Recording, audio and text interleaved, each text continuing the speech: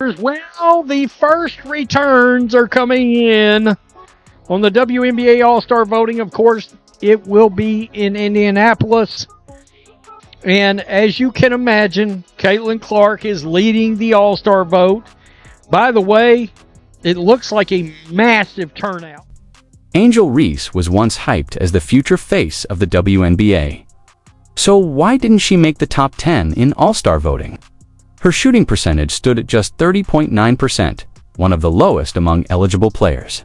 Meanwhile, Caitlin Clark dominated the fan polls, racking up over 515,000 votes and leaving Reese trailing far behind in public support. Be honest.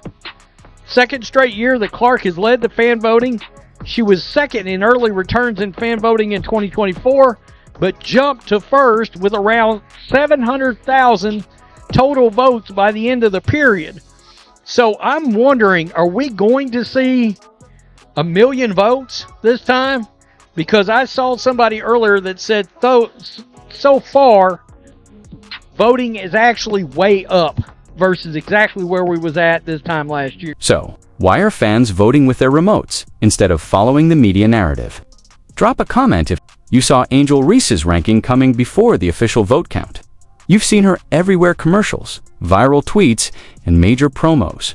On the surface, she's been positioned as the face of the WNBA. But when it came time to vote, the fans told a different story. Greatest myth in the WNBA dump has officially been exposed. The myth of all myths. The deception of deception. For the better part of 2 years, maybe even 3 years, the mainstream media has been trying to convince us that Angel Reese is a star. The media didn't just cover Angel Reese, they elevated her. Major outlets like Forbes ran headlines naming her, alongside A'ja Wilson, as the key force behind the WNBA's rise. In doing so, they left Caitlin Clark out of the conversation despite Clark consistently delivering huge performances night after night. The message was clear. Reese was being positioned as the face of the league. She landed major endorsement deals, appeared in national ad campaigns, and her story was everywhere from sports talk panels to mainstream news segments. Some in the media even do investigative journalism and claim that Angel Reese is the face of the WNBA because she leads the league in followers on social media, along with missed layups and a complete lack of athleticism. Of course, the vast majority of her followers are bots and lonely men, most of which are not buying tickets or watching her games on television because they can't afford the 5 pesos a month to watch the Chicago Bravado on WNBA League Pass. For despite her early struggles on the court, the league's official channels continued to spotlight Angel Reese's college highlights and featured her prominently in interviews, framing her as the next big star. Everything seemed perfectly set for a breakout moment. And it wasn't just the league or the sponsors pushing that narrative. Angel Reese fully embraced the spotlight. In interviews, she confidently claimed to be the reason fans were tuning in and spoke boldly about the legacy she plans to leave behind. People are talking about women's basketball, but you never would think that we'd be talking about women's basketball. People are pulling up to games. We got celebrities coming to games, sold out arenas. I know I'll go down in history. I'll look back in 20 years and be like, yeah, the reason why we watching women's basketball is not just because of one person. It's because of me too. Angel Reese's bold personality and outspoken nature made headlines, and the media ran with it. She was promoted as more than just an athlete, a voice, a symbol, and the face of a new era in women's basketball. But when the All-Star vote results came in, the scoreboard told a different story, one we break down next. Despite constant coverage and heavy promotion, the votes didn't reflect the hype. That's right, Trist didn't crack the top 10. Meanwhile, Caitlin Clark led the field with a staggering 516,000 votes. That's not just a gap, it's a statement. Fans aren't blindly following media narratives, they're choosing for themselves. And the results speak volumes. And there's a supposed, people keep telling me, supposed second most popular player in the league that doesn't look like the second most popular player at all. And in fact, a rookie I have been touting that is playing better than Angel Reese, Kiki Arifin, Well, basketball fans are showing up, and they have got her voted ahead of Angel right now. Angel is not in the top 10. So why didn't all that media attention for Angel Reese translate into fan support?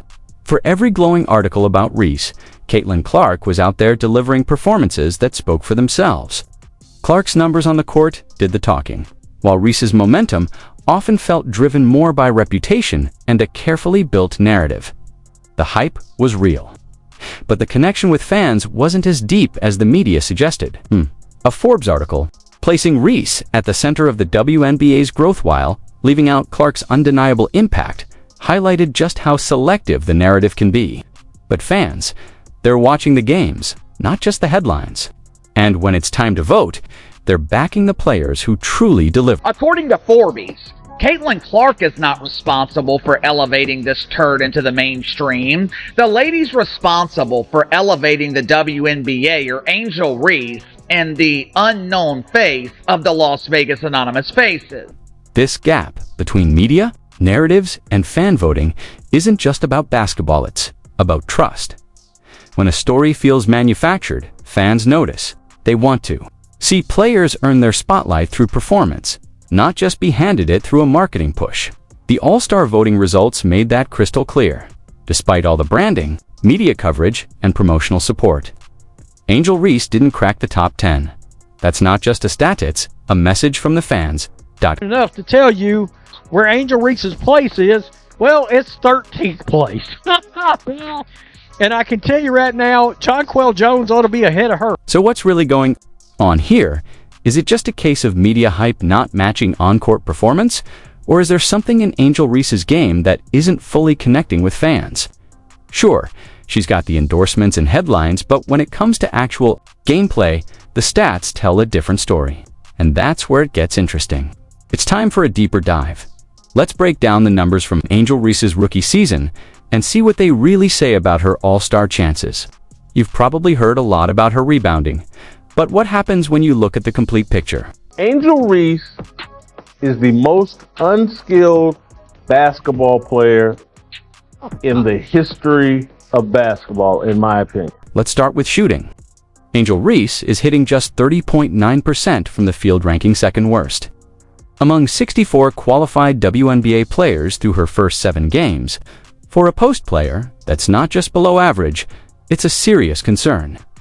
Players in the paint are expected to be efficient, capitalizing on high percentage looks near the basket, but when you're missing more than 2/3 of those close-range attempts, it becomes difficult to justify an all-star case based on performance alone. There is obviously no way Angel can compare to Caitlin Clark as a shooter or a passer. And there is no way Angel can live up to her dynamic social media / podcast presence as a shooter or a passer or even a shot blocker. She's blocked only 2 shots so far this season. She doesn't even do that.